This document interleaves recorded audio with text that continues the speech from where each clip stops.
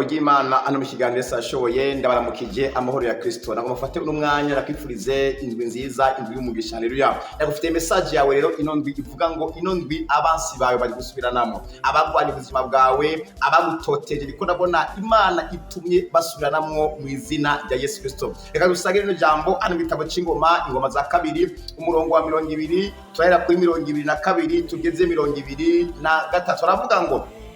nuko bagitangura kuririmba no gutazira uhoraho ashiraho abo guca igico abari baje kubatera ibuyuda aribo bamoni n'abanyamwabo n'abavuye ku misozi Seyiri baca basubiranamwo uko abamoni n'abanyamwabo baciye bahindukirana abavuye ku musozi Seyiri bagira ngo babice babageseze nuko bamaze kubahengeteza abo banyeseyiri bisubiranamo bonyine ubwabo umuntu wese na mugenzi we baricana Yesu akomeze kutugwanira haleluya nanivuze ngo ino ndwi abasi bawe baje gusubiranamo abaguteye bavuye buraruko bavuye mu bimanuko bavuye burengero haleluya hari ikintu kidasanzwe Uwiteka aje gukora bano bari abansi ingabo zidasanzwe cyane zari zateye umwami Yehoshafati ariko umwami Yehoshafati ahindura systeme aho gufata za mikashi na za nkozi ko bakomeye ashiraho abakurimbira Imana ngo bagitangura guhimbaza no gutazira nanivuze mwene data ino ndwi hindura amajambo hindura amasengesho utangushima Imana ndakwibutsa Imana iyo mashimwe y'abana bayo yiri kura yihimbaza yiri kura yitazira Imana iramanuka ikakugwanira reka rero hindura amajambo abo basi baguteye bakure mu kanwa reka indirimbo z'agahinda reka amajambo y'agahinda ndiko ndabona Imana igutabara haleluya ino ndwi abansi bawe baje gusubiranamo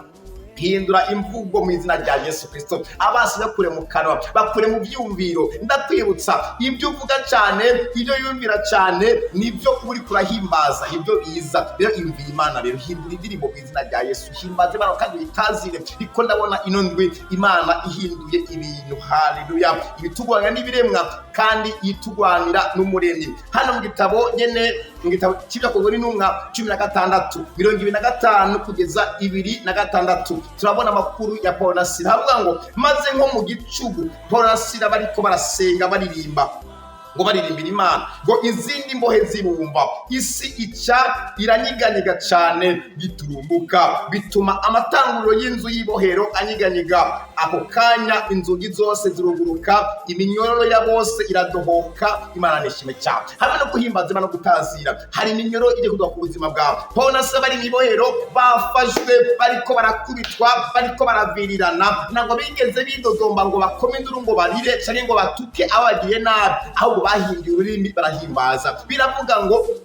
bariko barasenga bongera baririmbira Imana haleluya kwijya mu Imana yavuze ngo n'izindi mbohe zibumva haleluya ako kandi byo guhimbaza no gutazira Imana yakirika intervention itifata ingabo z'ijuru ziza kugururira Paul na Sila barivuze ngo Imana ikugururire hari iminyororo ije kuba mu buzima bwawe hari iminyororo y'ibigeragezo hari iminyororo y'indwara hari iminyororo y'agasuzuguro hari iminyororo y'ubukene hamwe no guhindura ururimi ugahimbaza Imana ndiko ndabona Imana ikugirira neza mwene data Imana igutabare iyo minyororo urimwo nako gasho urimwo kakuve mu bidegembye mu izina rya Yesu Kristo Imana ikugururire mu izina rya Yesu gukure muri ako gasho gukure muri ico kibazo gukure muri iyo mpimbu urimo mu izina rya Yesu Imana igukure widegembye haleluya Imana ikugirire neza narimvuze ngo ino ndwi ikubera indwi nziza indwi y'umugisha haleluya hamwe n'Imana abansi bawe baje gusubiranamo abakugiriye nabi abakuteranije abakugambaniye abipfuje gusambura urugo rwawe abipfuje kuhomba abipfuje ko business yawe usubira hasi abipfuje gusubiza hasi niko ndabona Imana ihinduye ibintu baje gusubiranamo haleluya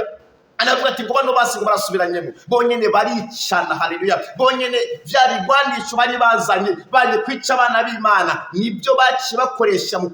kwica bonyene haleluya Imana ihinduye ibintu haleluya Imana iri gutuma basi bacanganyikirwa abapanze biri ku buzima bwawe abapanze kusubira inyuma abakugiriye inama mbi mwibanga haleluya Imana iravyase abo basi baje gusubiranamo amori Imana bane na ndagusengeye mene data Imana ikugirire neza uje kukurangurikirana ugwaye urwaye ufise ikibazo runaka reka dusenga Imana ikugirire neza, Imana ikwiyereke. Abo bose usanga ari iyo ngwara, abo bose usanga ari abakene, haleluya, iyo myururu y'uburyo bwose ive ku buzima bwawe, widegembye mu izina rya Yesu Kristo.